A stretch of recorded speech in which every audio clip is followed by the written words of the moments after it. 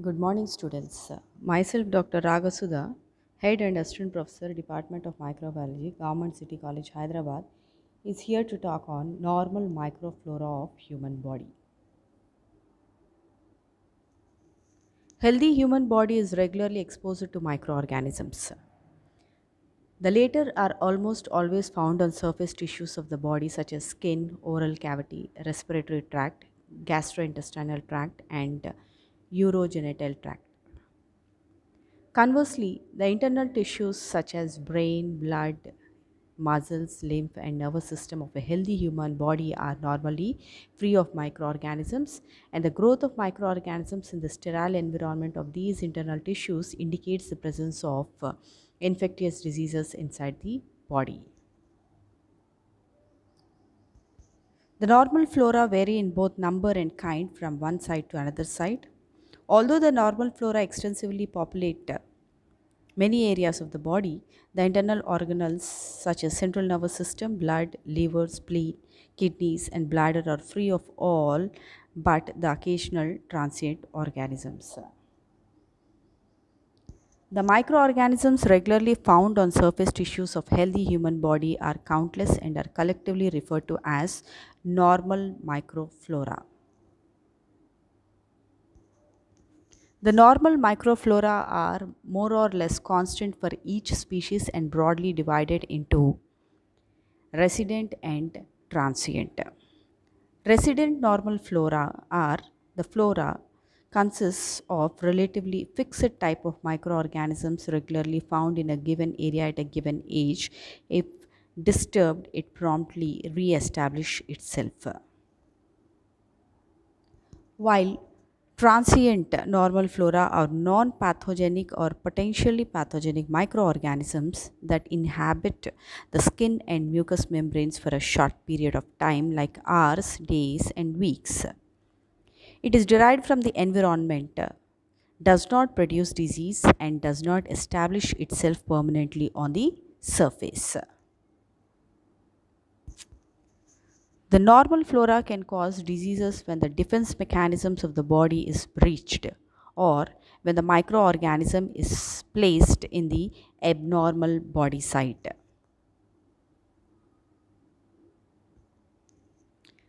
Normal microflora of skin. An average adult is covered with approximately 2 square meters of skin. The surface area supports about 10 to the power of 12 bacteria. Most microorganisms are associated directly or indirectly with sweat glands.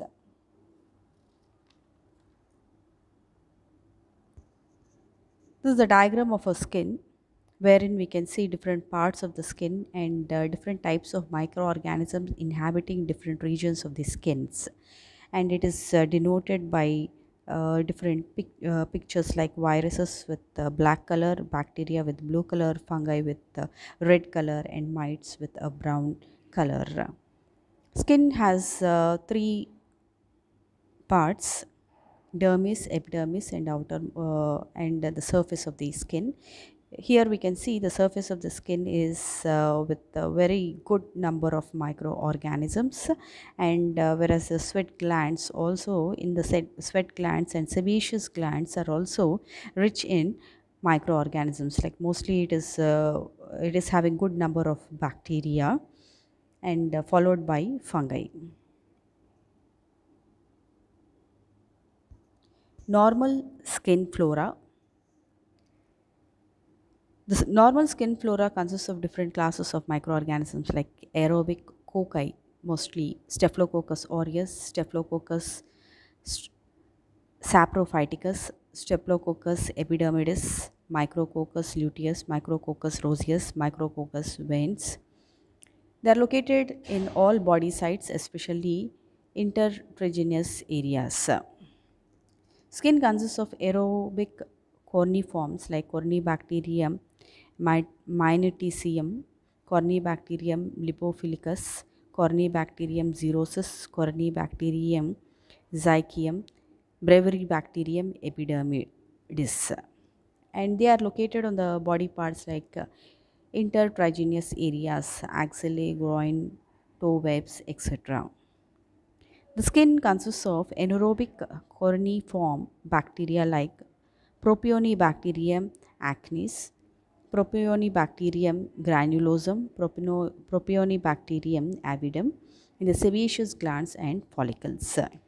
Gram-negative bacteria like Acinetobacterium species are present in the axillae, perineum, antecubital fossa. Yeast like Malassezia furfur is present in sebaceous glands, especially on the scalp. Factors that eliminate non-residential microorganisms from the skin are low pH, lysozymes, fatty acids in the sebaceous secretions. Factors which influence resident microflora are weather, age, and personal hygiene. Important factors to keep skin microbiota under control are skin has slightly acidic pH ranging between 4 to 6 due to organic acids produced by staphylococci and secretions from the skin oil and sweat glands. The acidic pH discourages colonization of many bacteria or non-resident bacteria.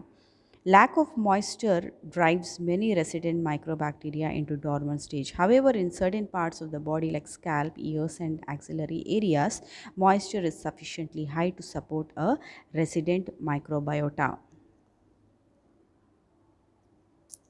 Sweat of some parts of the skin contains high concentrations of salt like sodium chloride. This makes the skin surface hyperosmotic, which stresses most microorganisms. Lysozymes from sweat glands on the skin are bacterial inhibitory substances. They help control of colonization, overgrowth and infection from resident microorganisms. How skin microbiota keeps their population. Neither profuse sweating nor washing and bathing can eliminate or significantly modify the normal resident flora. The number of superficial microorganisms may be diminished by daily scrubbing with soap containing hexachlorophene or other disinfectants, but the flora is rapidly replenished again. Moving on to the next part is respiratory tract. Respiratory tract is divided into upper respiratory tract and lower respiratory tract. The respiratory tract consists of nose, nasopharynx, oropharynx, and throat, while the lower respiratory tract consists of trachea, bronchia, and lungs. The upper respiratory tract is heavily colonized by normal flora, but the lower tract like trachea, bronchia, bronchioles, and alveoli do not have a normal microbiota. It is sterile as they remove by the continuous stream of mucus generated by the ciliated epithelial cells, phagocytic action of alveolar macrophages, lysozyme which is present in the nasal mucus has bactericidal effect. These are different parts and regions of the respiratory tract, which include sinus, pharynx, trachea, bronchial tube, lungs, larynx, bronchiole with alveoli. Lungs with alveoli. Next, moving on to the nose. The flora of the nose consists of Staphylococcus aureus, Staphylococcus epidermidis, Streptococci pneumoniae, Corynebacterium, non-pathogenic Neisseria, Haemophilus species. Nasopharynx has some Neisseria species, alpha hemolytic streptococci like Streptococcus pneumoniae, Staphylococcus epidermidis, Staphylococcus aureus, Haemophilus influenza, diphtheroids, Brahmamella catharalis. Normal flora of the mouth. The normal flora of the oral cavity consists of bacteria able to resist mechanical remove by adhering to the surface like the gum and teeth. Those that cannot attach are removed by the mechanical flushing from the oral cavity to the stomach where they are digested by hydrochloric acid.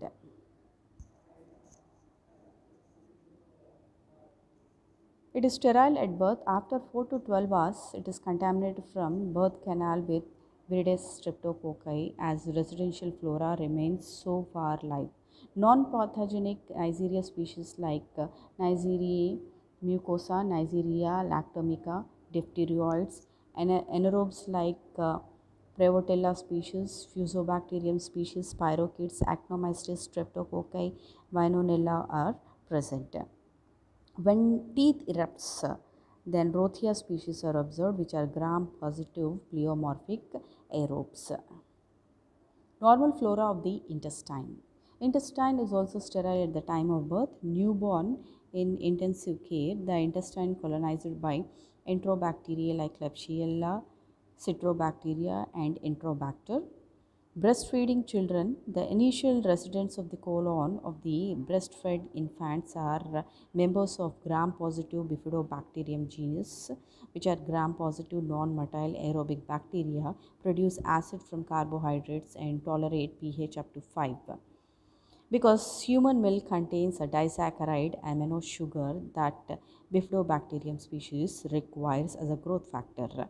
Large number of lactobacilli lactic acid streptococci are present.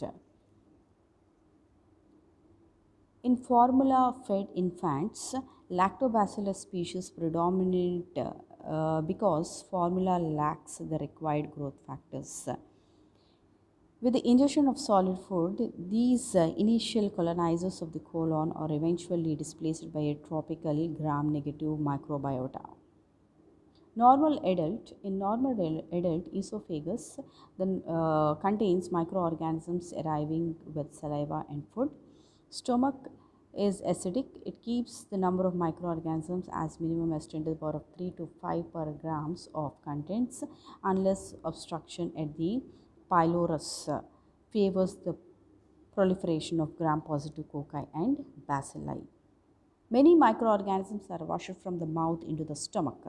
Owing to the very acidic pH 2 to 3 of the gastric contents, most microorganisms are killed like Streptococcus, Staphylococcus, Lactobacillus, Streptococcus. Distribution of gut flora in the digestive tract. In stomach, we can see the number of microorganisms very low, 10 to the power of 2, 0 to 10 to the power of 2, which may contain Lactobacillus, Candida, Streptococcus, Helicobacter pylori, Peptostreptococcus. Whereas the duodenum consists of again very low number of microorganisms, 10 to the power of 2, Streptococcus and Lactobacillus. Distal ileum consists of 10 to the power of minus 7 to 8, mostly with Clostridium, Streptococcus, bacteroides, Actinomycinae, Corynebacterium, while as the proximal ileum consists of less number of microorganisms, 10 to the power of 3, mostly with Streptococcus and Lactobacillus. Jejunum also consists of very less amount of microorganisms, 10 to the power of 2, Streptococcus and Lactobacillus again. Whereas colon consists of high number of microorganisms ranging from 10 to the power of 11 to 12. Bacteroids, Clostridium group 4 and 14 are observed. Bifidobacterium and Enterobacteriaceae can be observed in the colon regions of the digestive tract. Some characteristics of the stomach microbial flora. Some bacteria may survive if they rapidly pass through the stomach, or those ingested with food are particularly resistant to gastric pH. Normally, the number of microorganisms increase after a meal but quickly falls as the acidic pH takes its role. Changes in the gastric microbiota also occur if there is an increase in gastric pH following intestinal obstructions, which permit a reflux of alkaline duodenal secretions into the stomach. Small intestine is predominantly with lactobacilli and diphterioids are occasionally found in the jejunum. In the distal part of the small intestine ileum, the microbiota begin to take the characteristics of colon microbiota. In the jejunum and ileum, there are about 10 to the power 5 to 8 bacteria per gram of the contents. It is within the ileum that the pH becomes more alkaline. As a result, anaerobic gram-negative bacteria and members of the family Enterobacteriaceae become established. The population size in the ileum and transverse colon is about 10 to the power of 8 to 10 bacteria per gram, and in the sigmoid colon and rectum, they are about 10 to the power of 11 bacterium per gram of content, constituting 10 to 30% of the fecal mass. Large intestine. The colon has the largest microbial population in the body. The microscopic count of these species is approximately 10 to the power of 12 organisms per gram wet weight. Over 300 species have been isolated from the human feces. The colon can be viewed as a large fermentation vessel, and microbiota consists primarily of anaerobic, gram-negative, non-sporing rods. Large intestine comprises of anaerobes, 96 to 99% of resident flora, Fusobacterium, Bifidobacterium, Clostridia, like Clostridium difficile in small amount, anaerobic gram-positive cocci like Peptostreptococcus, facultative anaerobes 1 to 4%, which include gram-negative coliforms, enterococci, small number of Pseudomonas, Lactobacilli, and Proteus. Moving on to the next flora of genitourinary tract. The upper genitourinary tract, comprising of kidneys, urethra, and urinary bladder, is usually free of microorganisms in both males and females. A few bacteria such as Streptococcus epidermidis, Enterococcus faecalis, Corynebacterium species are usually present in the distal parts of the urethra. Genitourinary tract consisting of different parts like 2 kidneys, urethra, bladder, and sphincter. In females, for anatomical reasons, the female genital tract is much more heavily colonized than the male and has a complex microbiota that constantly changes with maturation. The major microorganisms are acid tolerant like lactobacillus, primarily Lactobacillus acidophilus. Vulva consists of Streptococcus epidermis, diphtheroids, and coliforms. Vagina. Soon after birth, aerobic lactobacilli appears and persists as long as pH acid for several weeks. When pH becomes neutral until puberty, mixed flora of cocci and bacilli are found. At puberty, aerobic and anaerobic lactobacilli maintenance of acidic pH by production of acid from carbohydrates and glycogen, which prevents the establishment of harmful microorganisms in the vagina. If lactobacilli is suppressed by drugs, increased number of other bacteria and yeast cause irritation and inflammation. Next, moving on to the normal flora of eye. Bacteria found on conjunctiva of eye are diphtheroids, Corynebacterium cirrhosis, Streptococcus epidermis, Staphylococcus aureus, commensal Neisseria, Streptococcus pneumoniae. Normal flora of ear. It is an extension of skin normal flora and often profusely colonized. Staphylococcus epidermidis, then diphtheroids, alpha hemolytic and non-hemolytic streptococci are present. Less frequently we can see bacilli and Neisseria species. What is the role of microbial flora? Microbial flora help in synthesis of vitamin K in the gastrointestinal tract, absorption of nutrients and breakdown of products. It prevents colonization by pathogenic microorganisms and possible disease through bacterial interference. It competes for nutrition with pathogenic microorganism. They also compete for binding sites with the pathogenic microorganism. Members of the normal flora may produce diseases under certain circumstances. For example, streptococci group are the most common resident organisms of the upper respiratory tract. They cause diseases if large number of them are introduced into the bloodstream. Especially it is followed by tooth extraction. Microbial flora educate or train human immune system. So these are some of the benefits of gut flora, they contribute to liver health, they regulate immune system, they synthesize vitamins, synthesize enzymes, regulate appetite, they regulate blood sugar, regulate hormone metabolism, synthesize neurotransmitters, increase mineral bioavailability, they control pathogens and regulate inflammation. Thank you.